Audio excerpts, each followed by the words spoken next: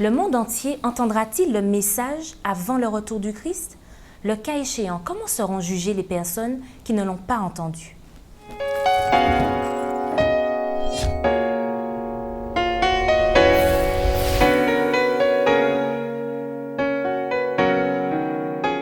Bienvenue, chers amis, dans votre émission Autrement dit. C'est un plaisir pour nous de vous retrouver.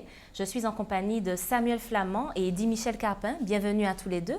Nous arrivons au terme de nos études sur les missionnaires. Nous avons découvert différents personnages. Nous avons vu que nous sommes appelés à propager l'Évangile aux quatre extrémités de la terre. Mais est-ce que vous pensez réellement que l'Évangile sera entendu de tous?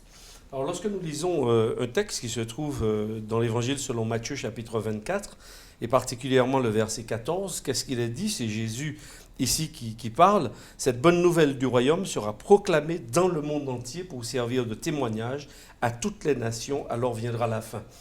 Ce qui veut dire que dans la perspective de Jésus, ce message devait être proclamé et le maximum, je pense, de personnes devraient l'entendre.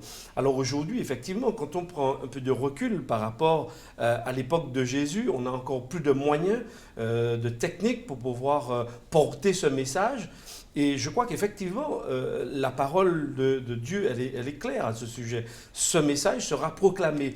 Maintenant, la parole ne dit pas que le message sera reçu et accepté par tous. Ce n'est pas exactement la même chose, mais les hommes, et très certainement plus on s'approchera du temps de la fin, eh bien, le message sera connu parce qu'à un moment donné, sur la fin, les hommes particulièrement auront à se positionner parce qu'il y aura des événements qui vont se produire. Il y aura des prises de position qui devront absolument se faire. Donc oui, je crois que ce message contenu dans Matthieu 24, verset 14, eh bien, est vrai et qu'effectivement, beaucoup et le monde entier entendra cette bonne nouvelle. Alors, tu parles, Eddy Michel, des temps de la fin, mais probablement, si on remonte quelques années, quelques siècles auparavant, il y a probablement des personnes qui n'ont pas eu l'occasion d'entendre ce message. Comment ces personnes seront jugées?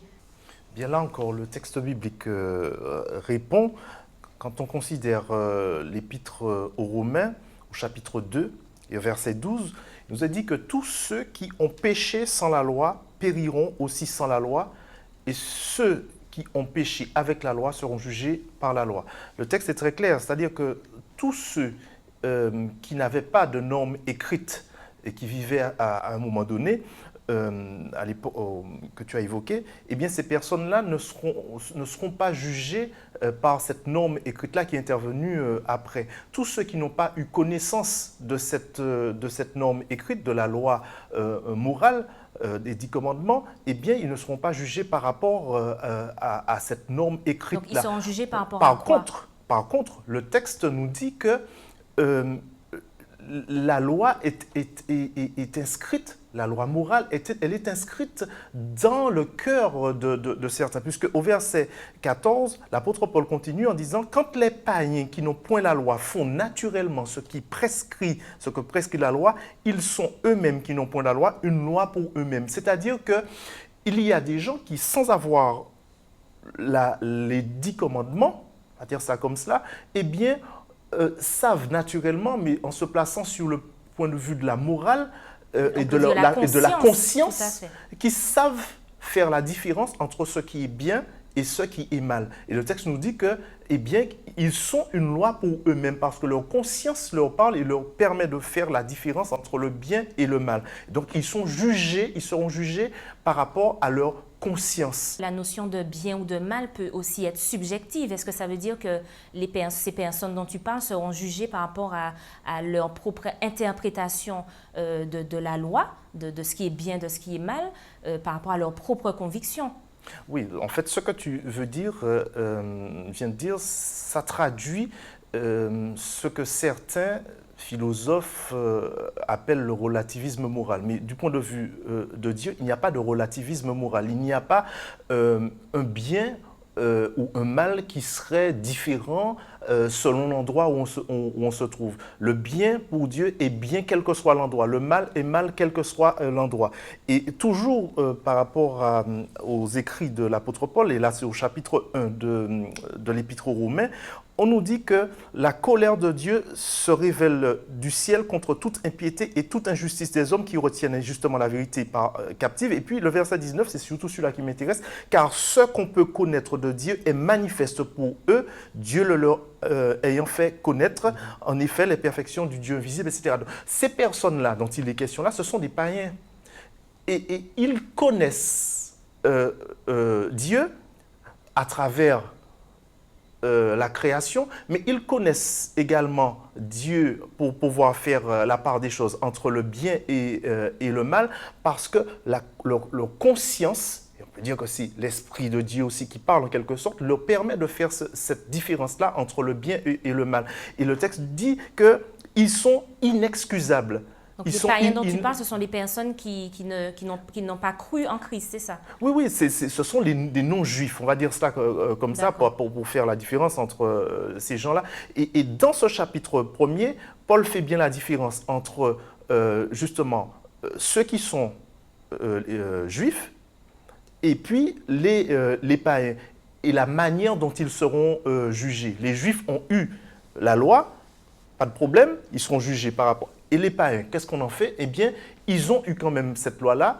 Ils ont la création face à eux, donc la connaissance de Dieu, et puis ils ont leur conscience. Alors, est-ce qu'il y a un salut en dehors de ceux qui connaissent Jésus? Alors très certainement, il y a un salut en dehors de ceux qui connaissent Jésus, puisque quand on remonte depuis l'histoire des êtres humains, et par rapport au texte cité par Samuel, on comprend bien que toutes les nations n'avaient pas la connaissance de l'enseignement véhiculé par le peuple juif, bien que Dieu l'ait placé à un point stratégique pour servir de témoignage justement aux nations environnantes. Mais tous les êtres humains à l'époque du Nouveau Testament, par exemple, ne connaissaient pas Jésus. Eh bien, je crois qu'effectivement, ces personnes, par rapport à ce que Dieu leur révélait au travers de sa création, eh bien, Dieu va tenir compte de leur situation, de leur connaissance à ce moment donné. Maintenant, pour moi, aujourd'hui, lecteur de la Bible, pour nos auditeurs qui écoutent justement et qui partagent avec nous ces moments de réflexion, nous ne sommes pas au même niveau. C'est toujours intéressant de savoir qu'est-ce que Dieu va faire pour les autres, mais c'est aussi intéressant de savoir ce que Dieu va faire de nous. Parce que nous, en fait, nous sommes là en train d'écouter, nous sommes en train de partager. Donc tu veux dire qu'on a un degré de connaissance déjà plus important que ces personnes? Ah, ça c'est clair. Et donc pour nous, effectivement, nous qui avons la connaissance, nous qui avons la Bible, nous qui avons la possibilité de connaître, eh bien oui, alors le Christ, d'une certaine manière, je le mettrai entre guillemets, s'impose à nous. Et donc oui, et quand le Nouveau Testament dit qu'il n'y a de salut en aucun autre, alors fondamentalement, oui, et c'est vrai. Alors on parle de qui dans ce verset? Eh bien, on parle de tous ceux qui, justement, ont la connaissance de la parole de Dieu, ont la connaissance de tout ce que Jésus a mis en place pour le salut. Eh bien, quand on prend connaissance de cela, on ne peut plus aller s'appuyer, on ne peut plus aller construire une autre philosophie, une autre croyance. Parce qu'à ce moment-là, on est en train de sortir directement du projet de Dieu. On ne peut, de mon point de vue, que l'accepter ou sinon le rejeter. Mais on reste libre aussi face à ce message. On reste libre de le rejeter. Alors, tu as dit, il n'y a de salut en aucun autre. C'est un texte qu'on trouve dans Acte 4, verset 12. On parle de qui précisément? En qui on a ce salut? On a le salut qu'en Jésus. Le texte dit, d'ailleurs, dans la continuité, il dit « Car il n'y a, sous le ciel aucun autre nom qui ait été donné par lequel nous devions être sauvés. » Le salut ne peut pas venir d'un homme, le salut ne peut pas venir d'un ange. C'est Dieu seul qui pouvait faire ce qu'il a fait, le sacrifice pour pouvoir sauver l'humanité. Alors cette affirmation... Il faut bien comprendre que c'est un acte, le salut, c'est un acte généreux de Dieu. C'est un cadeau de Dieu. Et donc Dieu l'accorde aux hommes et Dieu va tenir compte bien évidemment de la connaissance de chacun. Et je pense que c'est plus équitable de cette manière que de demander des comptes à certaines personnes qui ne connaissent même pas le texte biblique. Donc Dieu, bien évidemment, tient compte de ces différents paramètres. Et pour moi, aujourd'hui, qui est la connaissance, pour ceux qui, à l'époque de Pierre, eh bien, étaient des pratiquants, étaient des hommes qui croyaient en Dieu, eh bien, il est en train de leur affirmer, particulièrement, vous qui êtes de cette nation juive, il faut bien comprendre que maintenant, le salut, c'est en Jésus. Tout annonçait la personne de Jésus. Donc, il ne faut pas qu'on retourne dans les sacrifices pour penser qu'on aura le salut au travers des sacrifices. Non, ce salut ne se trouve qu'en la personne de Jésus. Et c'est fondamentalement ce que l'apôtre Pierre est en train de dire là. Alors, est-ce que ça signifie qu'en dehors du christianisme, il n'y a pas de salut? Le christianisme, j'ai envie de dire que c'est une religion avec plusieurs dénominations. Il vaut mieux présenter, de mon point de vue, les choses, et du point de vue biblique, les choses sous l'angle de Acte 4, le verset 12. Il n'y a de salut en aucun autre, en la personne de Jésus. Ce n'est pas de salut dans une Donc dénomination, on parle pas dans une religion. Ce n'est pas de salut à travers un dogme, c'est à travers une personne. Donc le salut à travers la personne de Jésus est valable aussi bien pour ceux qui ont succédé, ceux qui sont venus après Jésus, que pour ceux qui étaient là avant et qui, des siècles avant, même plusieurs siècles avant, le salut pour ces pécheurs-là, eh bien, il passe par Jésus également. Et même ceux qui font naturellement ce qui est bien, les païens, et qui ne connaissent pas la loi, qui n'ont pas entendu la loi, qui ne connaissaient pas Jésus, etc., qui ne l'ont jamais connu, mais qui naturellement vivaient de manière très morale, de manière très respectueuse, en accomplissant justement, en respectant les préceptes de la loi qui sera donnée beaucoup plus tard, eh bien, ces personnes-là sont, comment dirais-je, j'ai envie de dire, en Jésus et marchent avec Jésus sans le savoir. Et le texte de Romains nous dit que justement, nous dit justement que ces personnes-là, eh bien, qu'elles font naturellement ce que prescrit la loi, eh bien, elles montrent que l'œuvre de la loi est écrite dans leur cœur. Et ces personnes-là vivent avec Jésus sans le savoir. Alors, puisque le salut est obtenu quand un seul homme, vous avez parlé de Jésus-Christ, quelle doit être la place des hommes d'église, des hommes religieux, des pasteurs, des prêtres, etc. Eh bien, je crois que chacun, quand on lit le Nouveau Testament, a une tâche, a une responsabilité. Nous sommes en quelque part des missionnaires. Alors, il y a des missionnaires qui se déplacent de lieu en lieu, il y a d'autres au contraire qui vont s'occuper d'une communauté.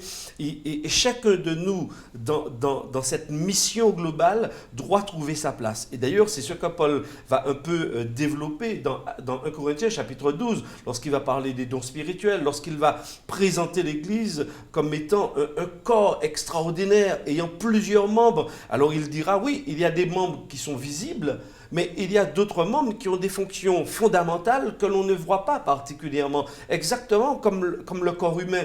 Pour autant, le corps doit pouvoir fonctionner, le corps, je dirais, Église, le corps du Christ, en quelque part, doit pouvoir fonctionner comme un corps physique.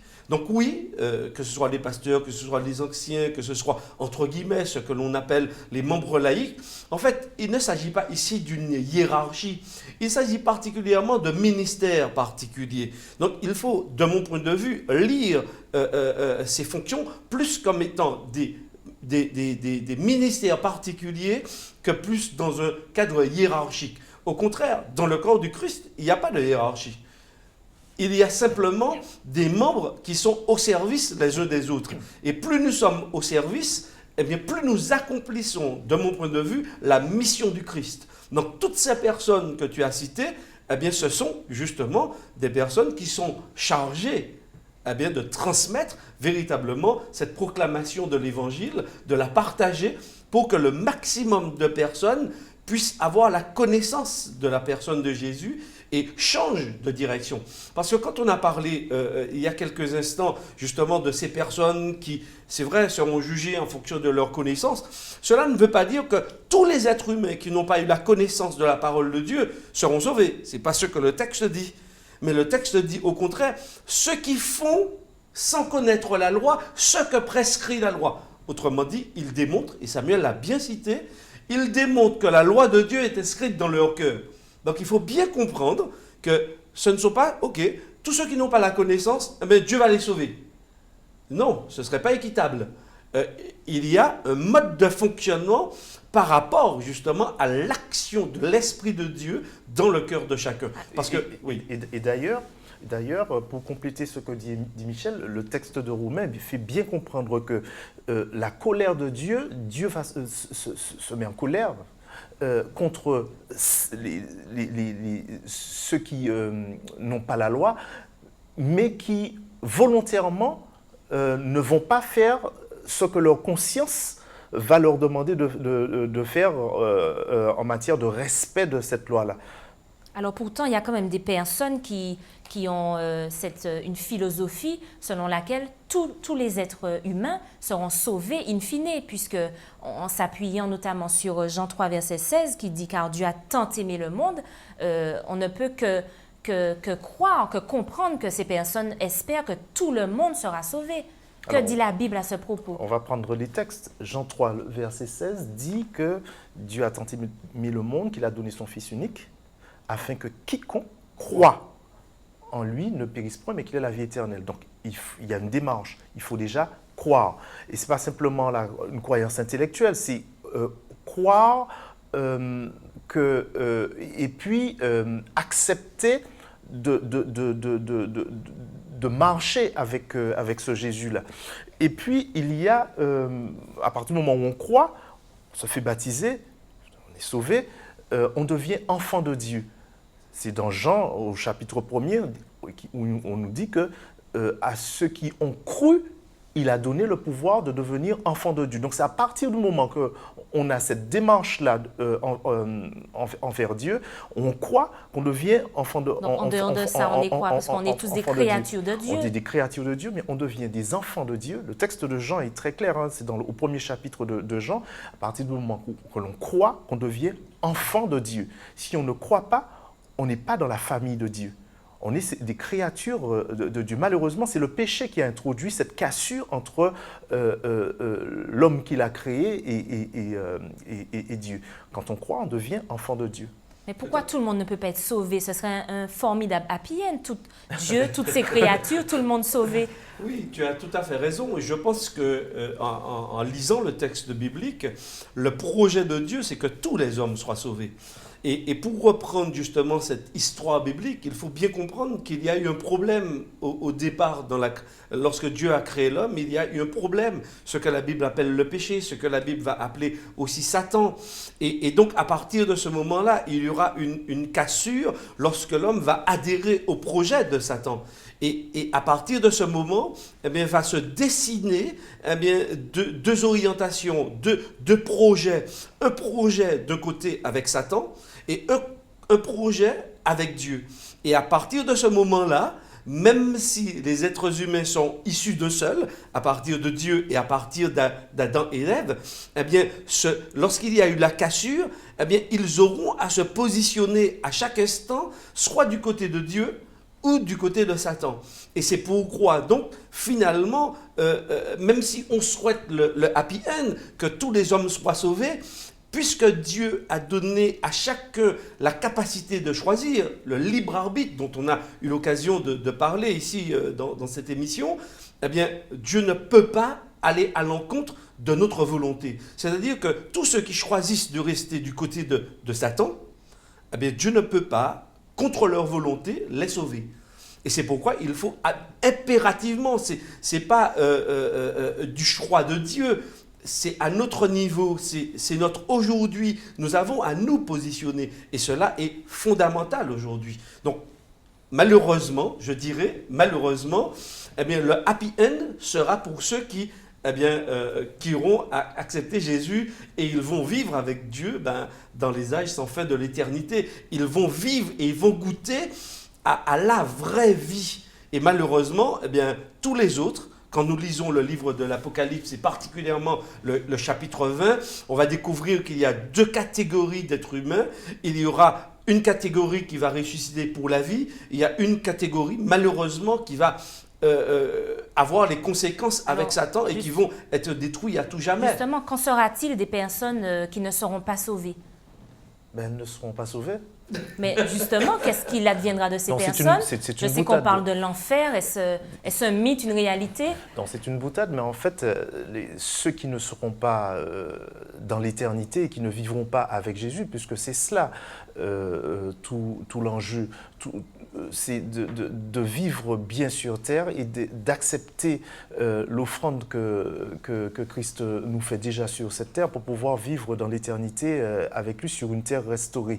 Alors, il y a ceux qui aujourd'hui n'acceptent pas ce message-là et qui, effectivement, à la fin des temps, eh bien, parce qu'ils auront fait un choix, j'ai envie de dire un choix éclairé, parce qu'ils auront eu tous les éléments pour faire un bon choix, mais ils auront fait ce choix-là, en tout cas, je dis éclairé, en toute connaissance de cause, eh bien, le texte biblique est très clair sur cela. Il nous dit que ces personnes-là, eh bien, elles seront détruites. L'enfer dont il est question et qui est repris dans certaines dénominations comme étant un endroit où les méchants brûlerait éternellement, eh bien, il n'y a pas d'enracinement biblique de cette... Donc l'enfer, c'est quoi alors? Elles sont détruites L'enfer dont il est question dans la Bible, eh bien, c'est la destruction éternelle du péché. C'est-à-dire que ceux qui n'auront pas accepté Jésus vont brûler et les conséquences de cette destruction-là seront éternelles, c'est-à-dire que le mal sera éradiqué et ceux qui auront suivi le malin, eh bien, ils seront détruits éternellement. Donc, les conséquences... Ils vont être dans l'enfer éternellement. Non, les conséquences positives, c'est-à-dire l'éradication du mal, la destruction du mal et la destruction des hommes qui auront suivi le malin, eh bien, les conséquences seront définitives, c'est-à-dire que le mal aura disparu avec tout son cortège tous ceux qui de se sont morts, positionnés etc. pour le mal. Alors, comment trouver l'équilibre, justement, Eddie Michel, entre l'amour infini de Dieu, sa grâce universelle, et puis le fait que, justement, certaines personnes ne seront pas sauvées? Bien, pour moi, l'équilibre est dans le choix que Dieu a placé devant nous et dans notre libre arbitre. À partir du moment où s'il n'y avait pas de libre arbitre, Dieu aurait pu nous sauver tous, puisqu'il aurait décidé pour tout un chacun.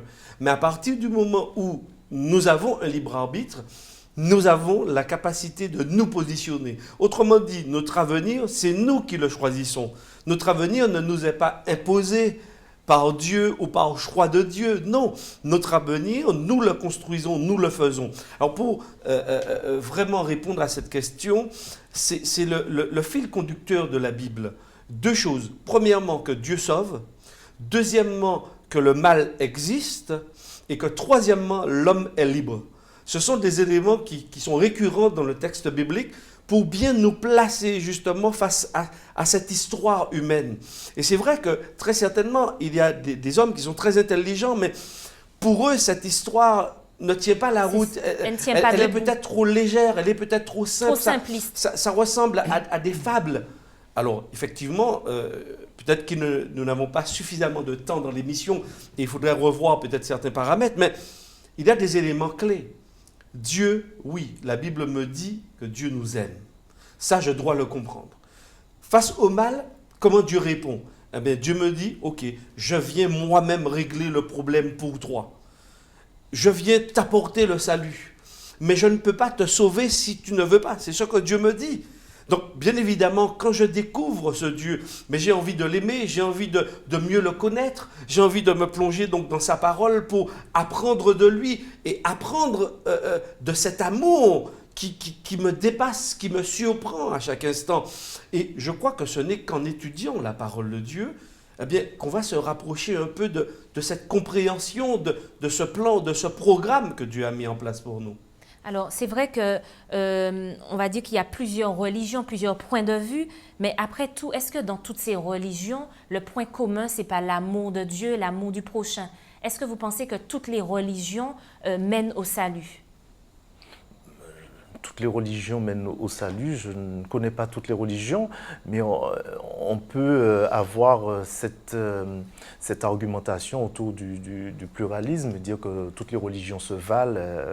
Nous, en tant que, Dès qu'il y a l'amour du prochain, etc. que chrétiens, eh bien, en tant que chrétien, en tant que disciple de Jésus, en tant qu'enfant de Jésus, je peux dire que la religion de Jésus, dans laquelle je suis, la famille de Jésus, n'est pas forcément la famille de Bouddha ou la famille de je ne sais trop quelle autre religion, sans vouloir stigmatiser.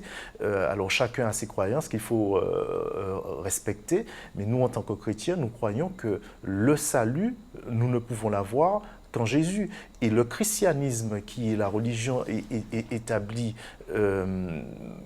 comme étant celle qui suit le Christ Jésus, nous croyons que c'est dans le christianisme que nous pouvons nous rapprocher le plus de la vérité et des éléments nous permettant de vivre avec Jésus. Tout à fait. J'aimerais apporter un élément par rapport à ce que nous avons dit précédemment. On ne peut pas faire une théorie à partir d'un seul texte biblique. C'est un ensemble, ce message doit se retrouver en fil conducteur dans la Bible, de la Genèse au livre de l'Apocalypse, pour que véritablement on comprenne que ça ce soit, nécessite l'étude, que ce soit un enseignement. Maintenant, c'est vrai que ce serait peut-être présomptueux de dire oui, il n'y a que le christianisme ou il n'y a à la limite que les adventistes. Moi, je comprends dans la Bible qu'il n'y a que seul sauveur, c'est Jésus-Christ. Ça, on l'a dit, on l'a répété, Jésus. Maintenant, quand on accepte Jésus, derrière, c'est pas seulement aimer, c'est comment... et je découvre que la religion chrétienne, en tous les cas, la religion de Jésus, me permet non pas de me centrer sur ma personne, mais de me centrer sur la personne de Dieu, de me décentrer de mon égoïsme pour me tourner vers Dieu et me tourner vers les autres. Et je crois que pour moi, l'équilibre dans la religion qui sauve, c'est justement entre Dieu et les hommes. Et parfois, quand j'observe un certain nombre de religions, eh bien, soit elles sont centrées uniquement sur la relation horizontale, ce qui est très bien, mais de mon point de vue, il manque l'aspect horizontal. Et pour d'autres, eh bien, on n'est pas concentré sur la relation horizontale, la relation verticale, la relation avec Dieu, et on a oublié totalement les autres. Eh bien, au contraire, il me semble, les deux aspects. Parce que Jésus a dit, oui, à ceux-ci, tous reconnaîtront que vous êtes mes disciples si vous avez de l'amour les uns pour les autres. Et en même temps, il poursuit, eh bien, si vous m'aimez, gardez mes commandements. Donc oui, on voit bien l'équilibre. Oui, qu'est-ce que Dieu attend de moi? Une relation verticale, une relation horizontale avec les autres, parce qu'elle découle justement de cette relation horizontale. Merci en tout cas à vous deux pour cet échange. Nous allons finir sur cette belle conclusion. Merci à vous de nous avoir suivis. Rendez-vous la semaine prochaine.